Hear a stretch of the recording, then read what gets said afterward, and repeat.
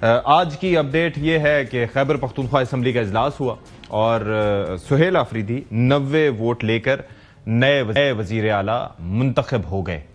یہ ایک چیز اپنی جگہ ہے۔ اب اس عمل کو آپ یہ دیکھیے کہ اب یہ تنازع کا شکار اس اعتبار سے ہو گیا ہے کہ علی امین گنڈا پور کا جو استعفیٰ ہے وہ گورنر کی جانب سے ابھی تک منظور نہیں کیا گیا، ڈی نوٹیفائی نہیں کیا گیا، لیکن اسمبلی کا اجلاس ہوا اور اس کے بعد انہیں بنا دیا گیا ہے وزیر اعلیٰ۔ اب اسمبلی کی کارروائی کو ویسے تو کہا جاتا ہے کہ کہیں پر چیلنج نہیں کیا جا سکتا، لیکن یہ ایک آئینی لحاظ سے تنازع اس اعتبار سے شروع ہو گیا ہے کہ ہر کوئی اس کی اپنے حساب سے تشریح کر رہا ہے۔ تو اب دیکھنا ہوگا کہ اس پر کیا ہوتا ہے۔ اگر یہ معاملہ عدالت میں جاتا ہے پھر کیا ہوگا، اگر گورنر حلف نہیں لیتے پھر کیا ہوگا۔ اس معاملے پر پھر ظاہر ہے کہ آگے بھی عدلیہ سے بھی رجوع کیا گیا ہے، تو سچویشن آنے والے دنوں میں کلیئر ہو جائے گی۔ پھر جو سہیل آفریدی صاحب نے وہاں پر جو بات کی، ایک تو یہ ہے کہ بانی پی ٹی آئی کے رہائی کے حوالے سے انہوں نے کہا کہ آج سے اقدامات شروع کروں گا، پھر احتجاجی سیاست کا اپنا چیمپئن قرار دیا، اور ساتھ ہی ساتھ یہ جو افغان پالیسی ہے اس حوالے سے نظر ثانی کی بھی بات کی۔ تو میں حیران اس بات پہ ہوا کہ آپ ذرا یہ سوچئے کہ ایک وقت تھا کہ جب ہم بات کر رہے تھے، لیکن 2014 میں ہم نے دیکھا کہ کس طریقے سے اے پی ایس حملہ ہوا، اور وہ ایک ایسا واقعہ تھا جس نے پوری قوم کو جھنجھوڑ کے رکھ دیا۔ اس کے بعد ایک نیشنل ایکشن پلان بنا، اس کے اوپر عمل درآمد ہونا شروع ہوا، اور اس کے جو ابتدائی نکات تھے وہ کائنیٹک آپریشنز کے حوالے سے تھے کہ کس طریقے سے آپ نے کارروائیاں کرنی ہیں دہشت گردوں سے، ان کو علاقوں کو صاف کرانا ہے، کلیئر کرانا ہے، لیکن اس کے اندر باقی جو ہے وہ نان کائنیٹک میجرز بھی تھے جس کے اوپر عمل درآمد بہت ضروری تھا۔ اور اس کے اندر ایک نقطہ جو ہے وہ یہ بھی تھا کہ جی افغان مہاجرین کو ان کے وطن واپس بھیجنا، ظاہر ہے کہ یہ اس لیے بھی ضروری تھا کہ وہ کئی عرصے سے، کئی دہائیوں سے یہاں پر ہمارے مہمان رہے، لیکن قیام پاکستان کے بعد سے پاکستان کو تسلیم کرنے کی بات ہو یا اس سے لے کر کبھی بھی پاکستان کو زگ پہنچانے کی، تو اس میں ہم دیکھتے ہیں کہ افغانستان کا یا افغان مہاجرین کا بڑا عمل دخل ہوتا ہے۔ ان کی کرکٹ ٹیم کا پاکستان کے ساتھ بیہیویئر، ان کے شائقین کرکٹ کا پاکستانی ٹیم کے ساتھ بیہیویئر، ان کی جب پاکستان اور بھارت کے درمیان جنگ ہو رہی تھی تو ایک اعلیٰ شخصیت کا اس وقت بھارت کا دورہ، ابھی وہاں کے وزیر خارجہ کا یو این سے کلیئرنس ملنے کے بعد پھر بھارت کا دورہ، اور اس دورے کے دوران 11 اور 12 اکتوبر کی شب جس طریقے سے انہوں نے پاکستان پر مختلف مقامات پر شب خون مارنے کی کوشش کی،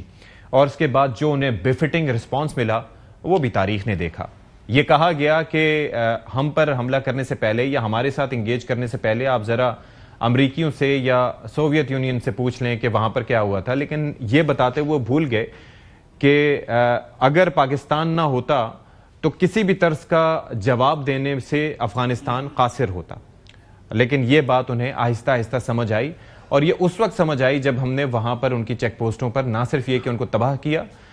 جو قابض افغان رجیم ہے اس کی، جو خوارج کی تشکیلیں وہاں سے پاکستان کے اندر بھیجنا چاہ رہے تھے، جس طریقے سے ان کو ٹارگٹ کیا گیا، جس طریقے سے انہوں نے شب خون مارنے کی کوشش کی تھی، اور جس طریقے سے وہاں پر ان کو ملیہ میٹ کیا گیا، تو پھر وہاں سے بارہا درخواستیں آئیں کہ جی بہت ہو گیا ہے، اب مزید ایسا نہ کیا جائے۔ تو اس کے حوالے سے بھی ہم آج کے پروگرام میں بات کریں گے، اور خاص طور پر نیشنل ایکشن پلان اور خاص طور پر 2021 کا جو ریوائز نیشنل ایکشن پلان ہے اس کے حوالے سے بھی ہم بات کریں گے۔ لیکن سہیل آفریدی صاحب جو کہ آج وزیر اعلیٰ منتخب ہوئے، اور ابھی تک تو انہوں نے کیا ایوان میں آ کے بات کی، میں چاہوں گا کہ ذرا کیے۔ میرے نام کے ساتھ نہ زرداری ہے نہ شریف ہے، اپنے ان بازوؤں پر یہاں تک پہنچا ہوں۔ میں احتجاجی سیاست کا چیمپئن ہوں، میرے پاس کونے کے لیے کچھ نہیں، تو کوئی یہ نہ سوچے میں اپنے مقصد و نظریے سے ہٹ جاؤں گا، یہ آپ کی بھول ہے۔ دنیا ڈائلاگز کی طرف جا رہی ہے، حل یہ ہے جہاں پر دہشت گردی ہے، یعنی خیبر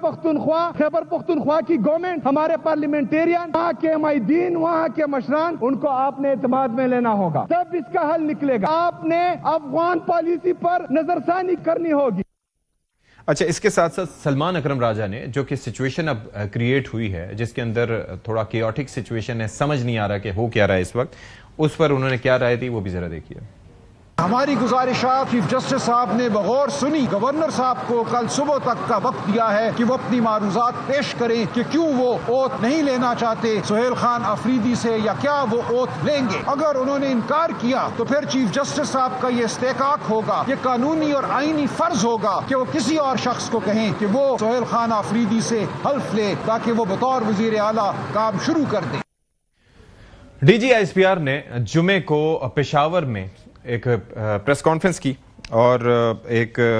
بریفنگ دی، اور اس پریس کانفرنس میں ظاہر ہے کہ ہمارا بھی جانے کا اتفاق ہوا، اور وہاں پر انہوں نے کئی امور پر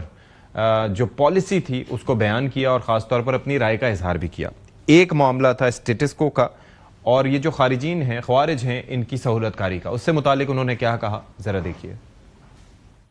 یہ بات بھی واضح کرنا چاہتے ہیں اب سٹیٹس کو نہیں چلے گا۔ جو شخص یا گروہ کسی مجبوری کی وجہ سے، فائدے کی وجہ سے خارجیوں کی سہولت کاری کر رہا ہے، اس کو پاس 3 واضح چوائسز ہیں کہ وہ خود ان خارجیوں کو ریاست کے حوالے کرے، یا پھر وہ دہشت گردی کے خلاف کارروائیوں میں ریاست کے اداروں کے ساتھ مل کر اس ناصور کو اپنے انجام تک پہنچائے تاکہ معصوم عوام کو نقصان نہ ہو۔ اگر یہ دونوں کام نہیں کرنے تو پھر خارجیوں کے سہولت کار ہوتے ہوئے ریاست پاکستان کی طرف سے بھرپور ایکشن کے لیے تیار ہو جائے۔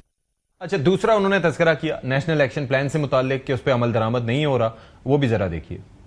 ان عوامل کو جاننا ضروری ہے جن کی وجہ سے دہشت گردی موجود ہے۔ نیشنل ایکشن پلان کے نکات پر کلن عمل کرنا نہیں۔ دوسری وجہ دہشت گردی کے معاملے پر سیاست کرنا اور قوم کو اس سیاست میں الجھانا۔ تیسری وجہ بھارت کا افغانستان کو پاکستان کے خلاف دہشت گردی کے لیے بیس آف آپریشنز کے طور پر استعمال کرنا۔ چوتھی وجہ افغانستان میں دہشت گردوں کو محفوظ پناہ گاہیں اور جدید ہتھیاروں کی دستیابی۔ پانچویں وجہ دہشت گردی کے پیچھے ٹیرر کرائم نیکسس ہے جس کو مکمل طور پر مقامی اور سیاسی پشت پناہی حاصل ہے۔